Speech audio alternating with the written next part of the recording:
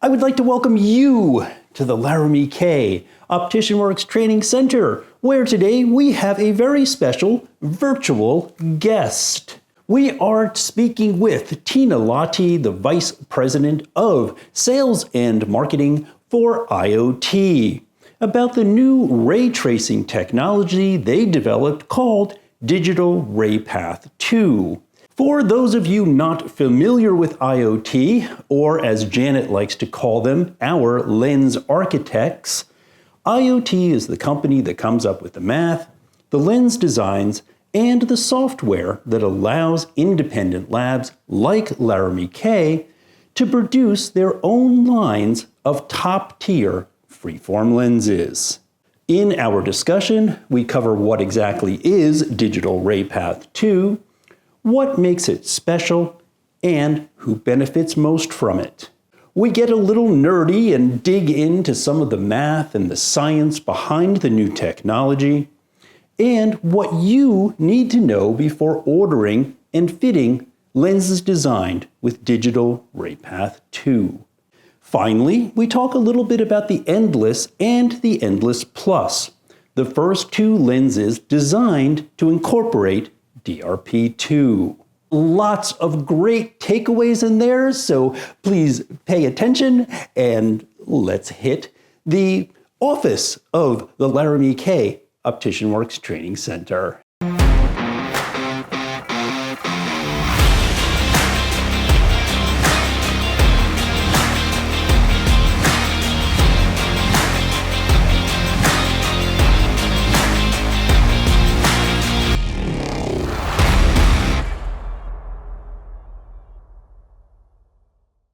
Everyone, this is Tina Lahti. She is Vice President of Sales and Marketing for IOT. And most important for today's conversation, she is also an optician, which is why we brought her in for this little chat. All right, if we have a Digital RayPath 2, then we must have a Digital RayPath 1. Am I kind of correct in saying that DRP1 is just, and I don't want to say just, but that's IOT's trademark or market speak for their designs, both single vision and progressives, that are either fully freeform default compensated or fully freeform point of wear compensated. Whew. Yeah, Digital RayPath is what we call our foundational technology. And that's what we built all of our compensated and personalized freeform lenses on from the beginning of the company. So yes, this is commonly referred to in the industry as a ray trace technology. So other companies will have other names for it, but our foundation was Digital RayPath. As I understand it, DRP2 or Digital RayPath 2 utilizes the eye's natural ability to accommodate, to provide a lens with better visual acuity. I'm sure you have a little bit more to add to my very brief description. I do. So Digital RayPath 2 is able to take a new element into the lens optimization process, two new elements, but the one that you spoke of is the eye's natural ability to make power. Everybody knows, I think, that if you're looking through a lens with a moderate prescription, you see great perfectly right through the center of the lens. As the eye rotates away from the center of the lens, we start seeing blur. And this is off power, and it's off power because now we're looking at an angle.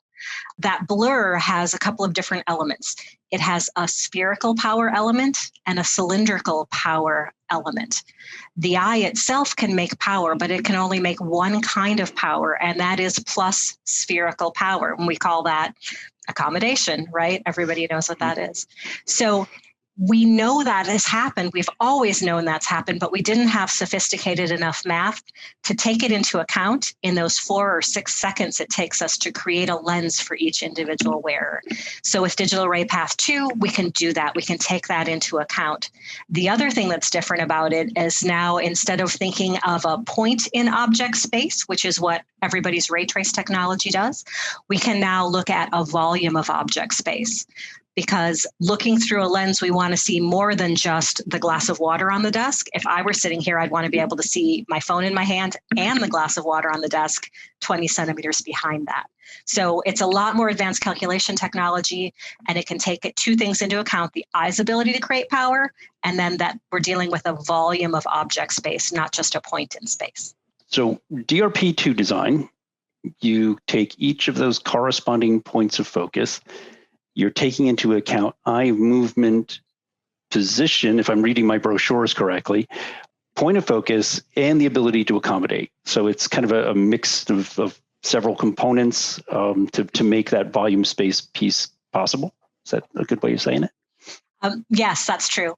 And we've applied for a patent on this technology. What we've detailed in the patent is this more sophisticated math that I keep talking about. So this allows us to create the designs for each individual patient in a matter of seconds, but taking these new elements into account. So we're doing a lot more calculations or kinds of calculations faster with more outside information. I'm still trying to get my arms around a description, but my goal here is to kind of hear the language you might want to hear an optician using when they're working with a customer. We always want eye care professionals to really understand the science behind what we do. We say a lot that lenses are math, not magic, right? Yeah. And I think that's important. For patients, though, I think it's important to really, really focus on the benefits. The patients that really want to know the inner workings, the light physics behind whatever technology you put on them are few and far between. I know opticians are thrilled when that one patient walks in the door, but it's not often. So I'd be inclined to focus really on the benefits, and then also offer a personal recommendation for the products and the technologies that I believe in. So I would be inclined to say something like, these new lenses were created to make your field of vision wider in that large frame that you picked out, really personalize it to them. And more comfortable when you're using electronic devices, because now we know the importance of object space and near, even for single vision wearers. And I would say something like, they include this new technology called Digital Ray Path 2, and it creates a custom design just for you. And it's based on all of the measurements I'm about to take. And I think they're the best technology lenses on the market today. So what it means for them, because I'm doing something special just for you, and they're really, really tailored to you, which is something that if I were in an optical shop and I had patients coming in to see me, taking every opportunity to tell them how customized these products are for them. Excellent. So things have changed again. And here's my awkward question for you, because you are not only an optician, but you're in marketing. One of the videos I go into rather great detail, actually, about all lens development today being, well, in my opinion, kind of small tweaks. And today it's all about my little baby steps. If you had to put DRP2 on a sliding scale of 1 to 10, with 1 being barely noticeable and 10 being a radical difference, putting on your optician hat before you put on your marketing hat, where do you think it might fall? Yeah, this is always seen as an awkward question. We talk about it quite openly. We call it like diminishing returns. And in a way, it's true. Like in general, as lens designs have gotten better and better, the differences between generations of designs has gotten smaller. And that's kind of challenging from a retail perspective when we're really talking with patients, because it's our mission to help people see. We want every single one of them to have this wow factor. Like, we want them to put them on and say, oh, that's the best vision I've ever had. But there is no technology that's going to give a wow for every single patient who walks in the door. So for advanced technology lenses like this, in general, the more complex the prescription, the less than perfect the frame fit, the larger the frame, the more benefit that they're going to see. With these first two designs, we see an across-the-board increase in usable wear area, wearing area, clear vision with Digital Ray Path 2. For us, though, this is huge. This is a huge technological leap, because for us, this isn't a design or a product. This is a new skeleton for all of our designs in the future. This is all new foundational technology. So it's big. And I'm unaware of any other lens design company completely replacing their core technology like this. Another thing that I would say, though, is don't underestimate the impact of small incremental improvement. My repurchase cycle for phones is like every 2 years. I had an iPhone 5 in 2013. I had a 7 in 2017. I got an 11 in 2019. I dug that old iPhone 5 out of my junk drawer recently, and I don't know if I would have even recognized it as the same device, even though when I went from one generation to the next, it didn't feel like that much change. Yeah. Good analogy. The DRP2, I know it's only been out for months now. Are you finding that there's any particular powers or designs or anything that it favors or works out even better for? Yeah, I mean, you might expect patients with higher corrective power, right? Higher plus, higher minus. Obviously, they'll benefit more. Also, patients with astigmatism, especially oblique astigmatism and higher cylinder power. And patients on less than ideal base curves, right? If you're fitting a wrap and someone's going steeper than really their prescription calls for, this can make a big difference. The final element to consider that many opticians don't think about is decentration.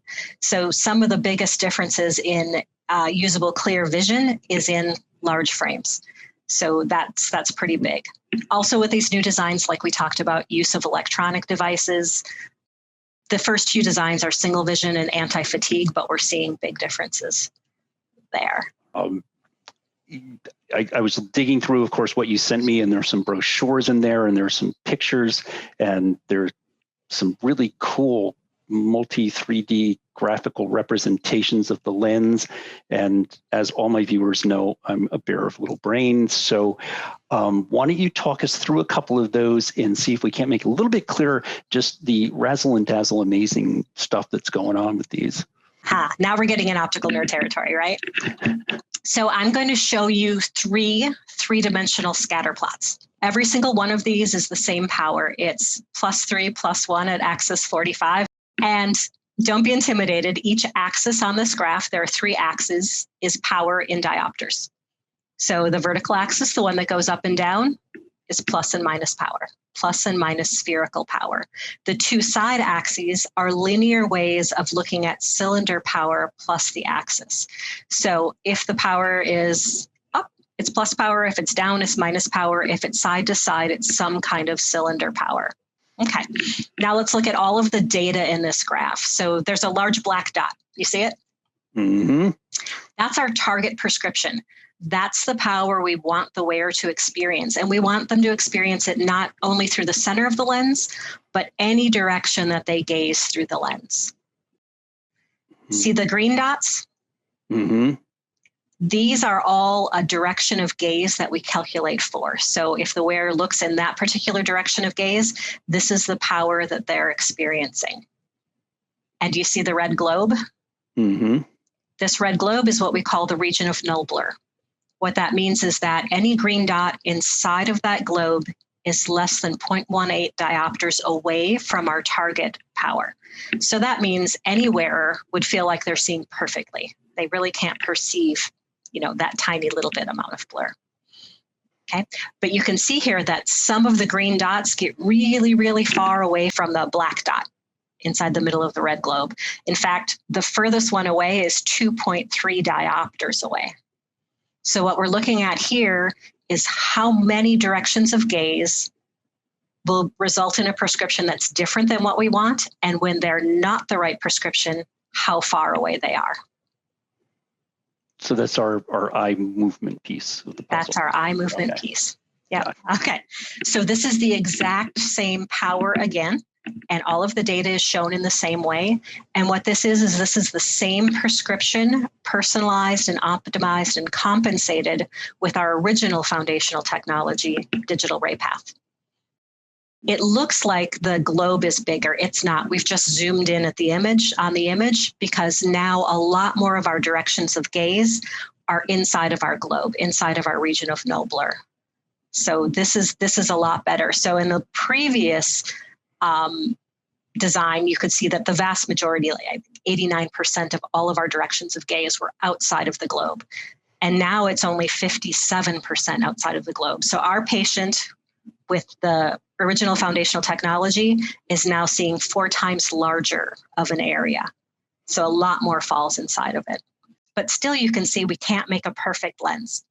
So it was a huge improvement where we can't fit the green dot inside of the globe. We're at least a whole lot closer, but still more than half of that lens is off power from the perception of the patient. Okay, now I'm going to show you digital ray path 2. Just keep in mind, we cannot make a perfect lens. There's always going to be power error associated with oblique angles of the gaze. Always. But what if we can bring some order to that power error, and rather than just working on our own, we can take into account the work that the eye is going to do itself. So now, if you look at these next graphs, we can see that the dots that don't fit are now ordered. And they're ordered so that they only create minus sphere power, because the eye itself can create the opposite plus sphere power, and this allows the eye to do the rest of the work. So DRP2 really is a story of like organization of the green dot. So in this particular prescription, and again, we keep looking at the same prescription, now we have 99.5% of all of those green dots inside the capsule. We know it's a capsule, not a globe, because the eye can make a little bit of power. Yep. And we can totally correct it. This isn't a very strong prescription. So it's surprising to me that even in this prescription with the original technology and without any of these technologies, how little our zone of clear vision is. Right. Okay. In the simplest terms possible, if I have a conventional single vision lens, my sweet spot, shall we call it, that's as good as it's going to get. And anytime the eye blends anywhere outside of that area, it's going to get messy, right? Okay. Yep. So we took our DRP1, and we were able to digitally trace the rays, the paths, DRP, and we were able to expand that a little bit, right, outside that. So when our eyes strayed away from that perfect OC out a little bit, it was better, right? Is that good? Okay. I would say quite a bit. I mean, it's 4 times quite a larger. Bit better. Okay. Quite a bit better. Well, yeah, that's a lot. But not perfect. But never perfect, right? And then DRP2 is because it takes into the ability of the eye to change the crystalline lens, of the added spherical plus power that it can add. It expanded that almost twofold. Sorry. Yeah, a little more than twofold in this case. Right. So in this case, it cleaned up almost the entire lens. Right. And so, so my eye, especially like you say in that larger frame, as my eye movement changes and I'm looking through this lens out, there's a much larger area for it to use. All right. So I did understand those after all. Look at that. Cool. All right. I think we're to the easy stuff at last. Sorry. No, go ahead. No. One of the questions we often get is how much accommodation are we asking the eye to make? Because I think we all know we don't want the eye to have to work hard all day. Yeah. And the answer is not very much. So for someone who has full accommodation, their eye can create 4 diopters of power quite easily. And in the example we showed, we're asking when the eye moves off to the side, and only when it moves off to the side, for them to use as much as like 0.6 diopters. So we're looking for a very small portion of available accommodation, and we know that because the calculator always knows the patient's add power, or if they don't have any add power. And then we're making sure it's never required in their central vision. So it's a neat trick, but it's always off to the side. Right. And thanks for bringing that up, because that was when we met, I guess, oh my goodness, a month and a half ago, before the launch even happened. We had our little teaser session. That was my first question. It's like, what happens when somebody gets old? They don't accommodate anymore. It's just, then what's the point? And he said, well, you only need this little tiny amount, which the eye is still able to do. It's early 2021. Thank goodness 2020 is over. And the current offerings in the DRP2 are only in single vision at this moment. It's a straight single vision and then a single vision anti-fatigue lens. Is that right? Right. Okay. Yeah. And we might start seeing our progressive designs by when? I think that we'll see the first progressive designs built on digital ray path 2 this year in 2021. But like I said, this will be the foundation for all of our designs moving forward. But we've got progressives and wear trials right now, and I'm hopeful that we'll see some this year. All right. We dug into DRP2 design and how we might explain it to a customer.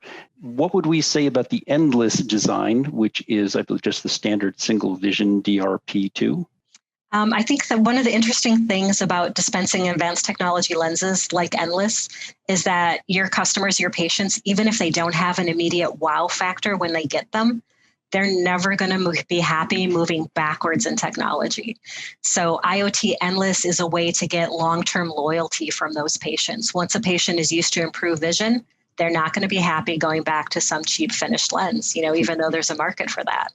So again, when talking to patients, I would really stick to benefits and consider how this technology can help set my business apart. And yeah, I think IoT Endless is a way for opticians to really bring advanced technology to their single vision wearers. That's can be huge differentiation. Now, the Endless Plus, that's an anti-fatigue version. Tell me a little bit more about that one.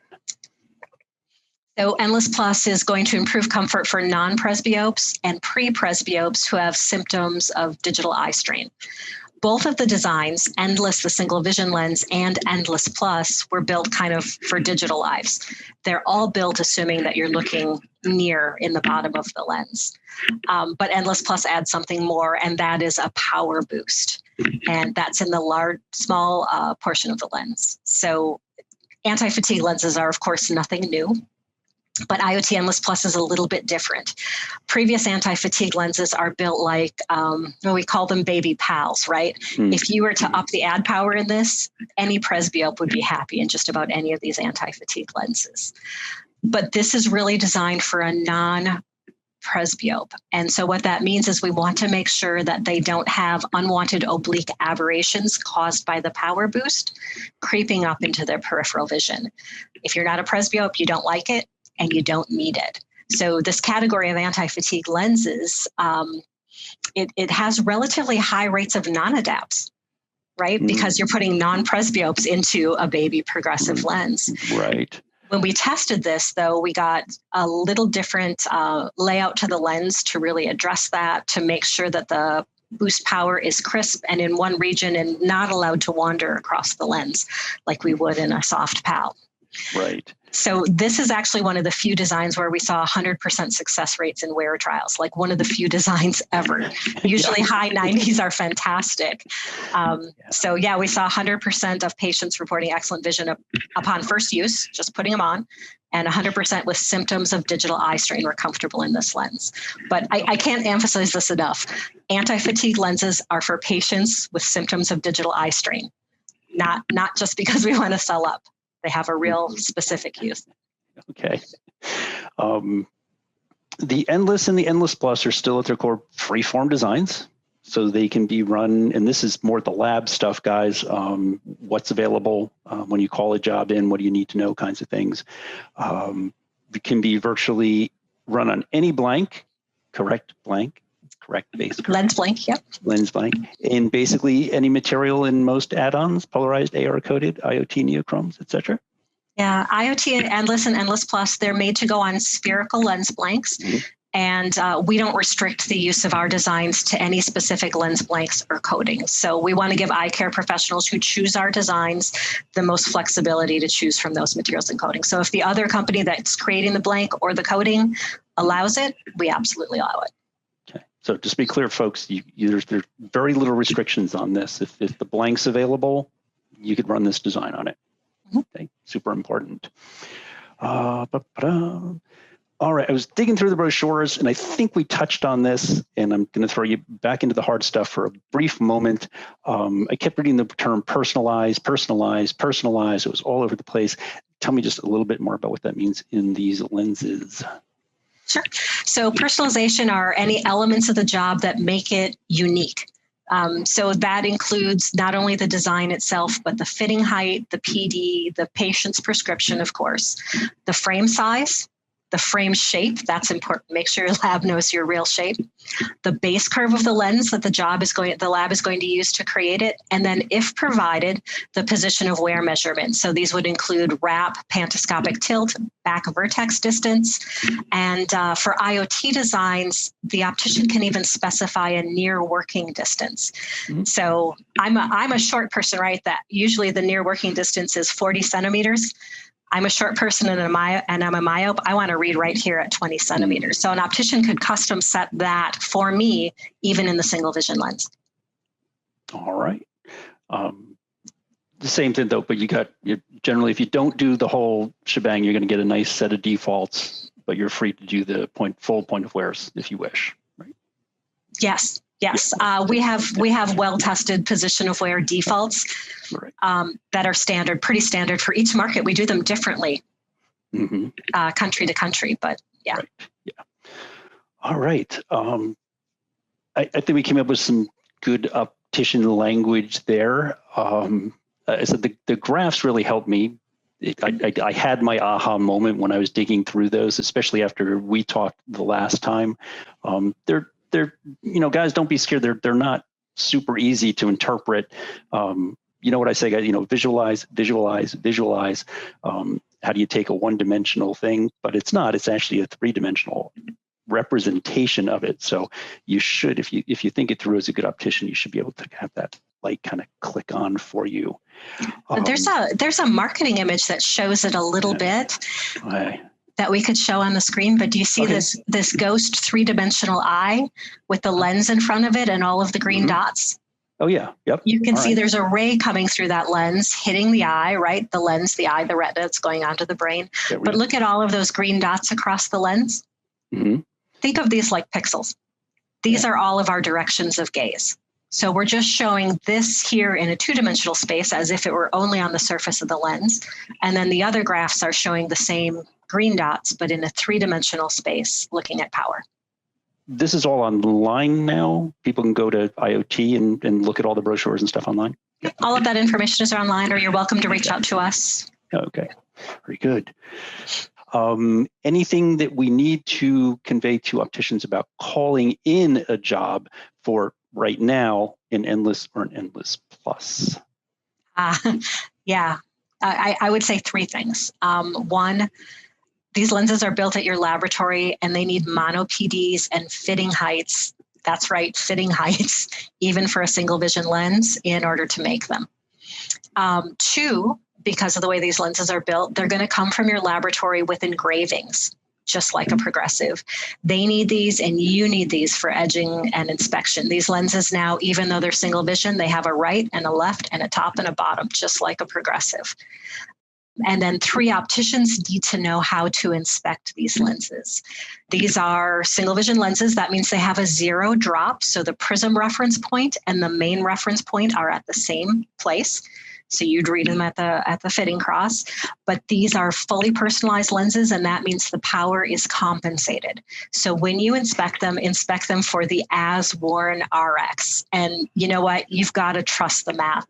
I've been an optician. I will out myself. I've been an optician for decades. I'm a good optician. I'm not afraid to say it. I have a solid background in optical theory. The advanced math functions used to create these lenses are well beyond the power of what I can do with a pen and paper. We've got PhDs upon PhDs using computers for this kind of math. You just have to trust the math. Yeah, guys, I mean, within reason, you just got to trust what you get. If it's in the ballpark of what you ordered, then yeah, the math took over and figured a better way of doing it. And I was going to point out, back to my extremely rudimentary drawing here, it kind of just makes sense that you would have to have a fitting height, right, guys? If my eye isn't here or optimized here in this, if I'm not, right there, well, then I'm going to be already here, and the lens is going to be optimized for my rotation of my eye and eye movement and position from the wrong place. So yeah, super, super critical. You got mono PDs and fitting heights.